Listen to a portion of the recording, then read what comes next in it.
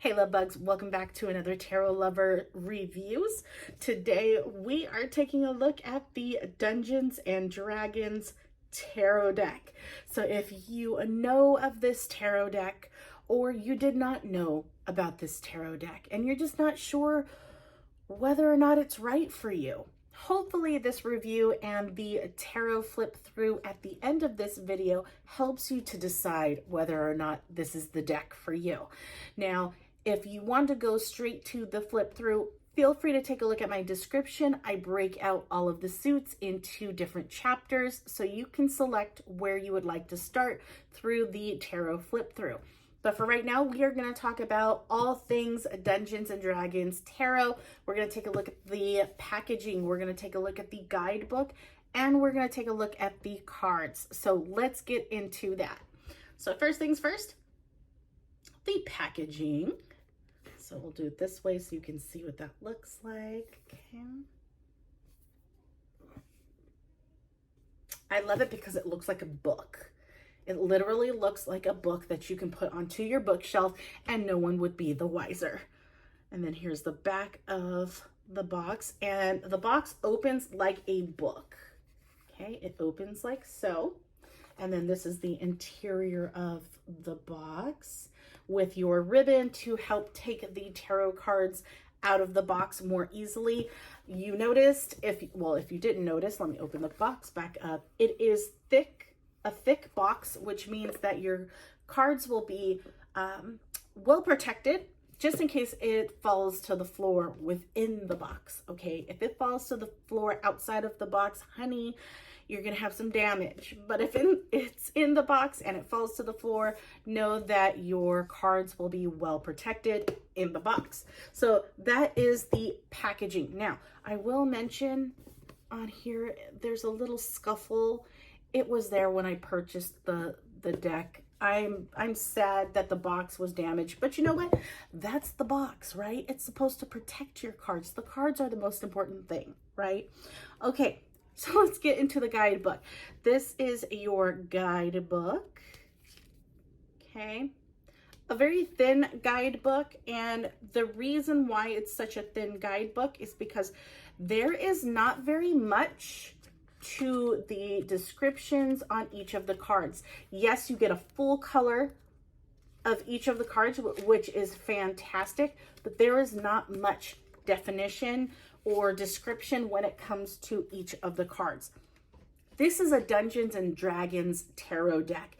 It is themed after Dungeons and Dragons. You can use these cards during your Dungeons and Dragons gameplay, right? You can include them in the gameplay. Please don't hate me. I have never played Dungeons and Dragons, but I find it interesting, but I feel like it's very overwhelming. It's a lot of information. So I haven't quite dipped my feet into it, but we're going to talk about the imagery on these cards in a second. We're still talking about the guidebook. So keep that in mind. If you are a new tarot reader, this may not be the tarot deck for you.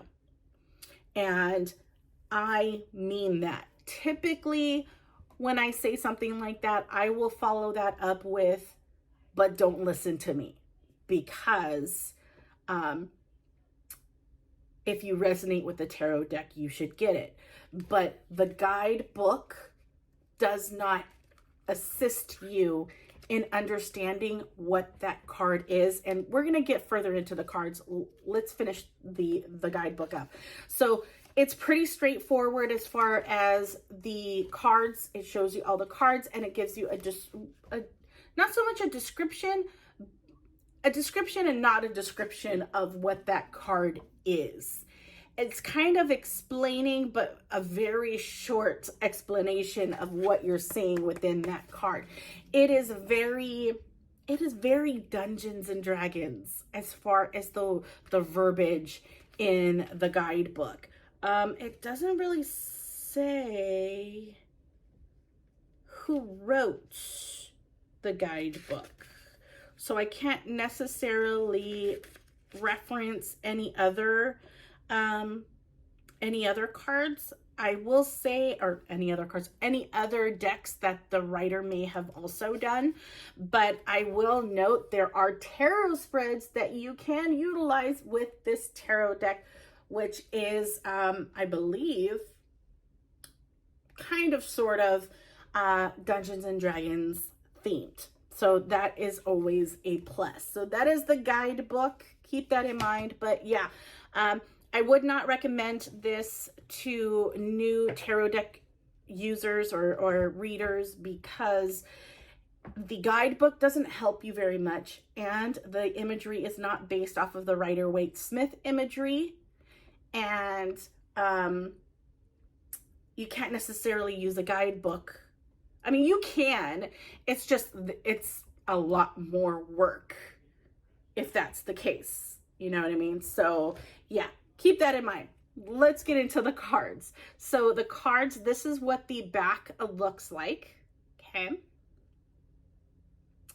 And it is, if you can see the texture in the card with that glare, it is a linen textured. Okay, these are linen cards. If you don't know what linen cards are, it literally sounds like how the texture is. The texture looks like linen. So it's very textured. It feels fantastic. It's a matte finish, and the texture just adds to it. I rather enjoy linen style cardstock. There's more grip to the cards, and they just feel fantastic, just like the rose petal or the silk laminate card texture that some tarot decks out there have. The more quality indie decks have that. But yeah, so this has that linen texture. So these are linen cards. The cardstock feels like cardboard. It's thick. It is a thick cardstock, which is typical with linen style cardstocks. They tend to be a little bit thicker, but this one feels thicker than it really needs to be, to the point where it feels like cardboard. The card just feels like cardboard. When you shuffle, because it is thicker cardstock, you may find it harder to hold on to and shuffle if you do like that poker style shuffle, because you really have to bend it to get, you know, that shuffle going.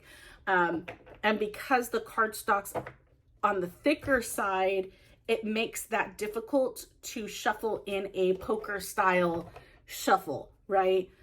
You don't necessarily have to do it that way. You can do it, you know, your typical, you know, over, under, or under, over, you know, shuffle. But I know that some tarot readers out there like to do that poker style or the bridge shuffle when shuffling their tarot decks. But with this particular one, you may find it a little bit harder. But if you don't mind bending your cards to be able to do that, and your cards keep that shape, by all means, you know, do you, boo. But I like to try to keep my cards as well kept as possible, which means I try not to overextend my cards to where it warps them quicker than it really needs to be. So yeah, cardstock is a little on the thicker side. So if you haven't seen my other videos, there are some review videos that I've done where I use this C scale to visually give you an idea of how thick a cardstock is for a tarot deck. You have the thin paper-like cardstock, and then you have cardstock that is absolutely hard to bend and shuffle. I have tarot cards that I will eventually show you that fall under this category. But starting from the Goldilocks zone, which is a smooth shuffle, a perfect shuffle, that would be your Goldilocks zone when it comes to cardstock.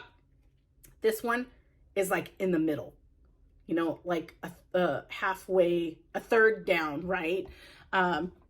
It's thick. It's a thick cardstock, and even when you hold onto the cards, you'll know what I mean by it feels like cardboard. Normally when it's linen, it feels like quality cardstock. This one, not so much, but it still feels great. Like, I will still use the deck. I can shuffle it with some, you know, effort. I can still shuffle it, but yeah, with the cardstock, the cardstock choice just feels not thought through, right? And I feel like the more that I shuffle, especially if I shuffle like this, you're more prone to like jabbing your cards into the others and causing indentations, and for the imagery to like peel on one side, because some of my tarot decks are doing that, because I'm not mindful. You're probably going to ruin these cards a lot quicker than normal. The wear and tear will be quicker, if that makes sense. So yeah, that is the cardstock. Oh, standard tarot card size. I almost feel like it's a little bit longer than your, yes, it is. Oh, not by much. Yeah, it's just like a tad bit taller, longer than your typical tarot card size. So it's not too much of a difference. It's a little bit longer, but still it's a tarot card size. Imagery. Let's talk about the imagery. Major Arcana, and I will be comparing all of this to the standard Rider-Waite-Smith imagery and naming convention so that everybody has an idea of what I'm talking about. Let me get my notes here, because I did write some notes down that I want to point out. So Major Arcana, they follow the same naming convention, right? As a Rider-Waite-Smith. The Minor Arcana do not. There is no naming convention on your Minor Arcana cards. You only have the number. I'm trying to bring up a random card here. Yes, you only have a number down at the bottom. Okay, so it gets tricky. Okay, it's going to get even more tricky. But the suits, based off of the guidebook, the suits are all named differently. Okay, so Pentacles is called Charisma. And of course, this is all themed off of Dungeons and Dragons. So it definitely works when you want to incorporate this deck within your D&D play. But Pentacles stand for Charisma in this deck. Cups are Wisdom. Swords is Intelligence. And Wands is Strength in this tarot deck. So yeah, naming convention different. Imagery. Now here is the thing with imagery. I was going to say hardly any. Majority. I would say 99% of this tarot deck does not follow any type of Rider-Waite-Smith imagery. None of these, and mind you, this is not a pip deck. Okay, pip decks are where the Minor Arcanas do not follow a particular story. You do get a story within each of the Minor Arcana, but there is no indication of what that card is. You have beautiful imagery on these cards. I mean, they are gorgeous. I love looking at these cards. But if you were to look at a card, you would not be able to tell what that card is. A lot of them, you can't tell what suit it is. So what I had to do was I had to write, and this is the only tarot deck that I have ever written on All my other tarot decks, I don't do this on, but I had to write on this one because I seriously could not tell what card that was meant to represent. So I had to write the initial of that suit it was representing so that I knew what it was. So it's like, if you look at this card, it's the 10 of Swords, but this card, this imagery does not give you that indication that it's a 10 of Swords. In the Rider-Waite-Smith, it's 10 swords in the person's back and the person's on the floor. This does not give you any indication of that vibe, of a 10 of Swords vibe. I know majority of the tarot decks out there don't necessarily have to be, the imagery doesn't have to be exact to the Rider-Waite-Smith, but the imagery needs to give off that vibe, invoke that particular feeling within that card's imagery. And none of these cards, not none, almost all of these cards, the 99% of these cards do not give you that idea. The court cards, there are court cards in here that give you that vibe, that you know exactly what card that is by looking at it, and you still get the idea, you know what I mean? But majority of these cards you don't get that idea. You don't. I'm trying to like casually search for a card that I can show you. Yeah, like this one right here, 2 of Wands. It looks like she's defeating that person on the floor, when 2 of Wands is like planning. It doesn't look like she's planning. It looks like she's executing or has executed the move. So it is definitely hard to interpret the cards. I mean, you can utilize this deck intuitively and not so much for the tarot side of it. You do still get a story within some of these cards. Like this one right here is the 5 of Swords. This definitely gives off the 5 of Swords vibe. So it's just kind of like, it was hard. Hence why I had to write at the top of all of the minor arcana so that I knew exactly what that card was meant to represent. I did see that in the reviews on Amazon, that a lot of people were saying that it's very hard to read these cards because they don't follow the Rider-Waite-Smith. It does not give you any indication that that's the card that it's meant to be.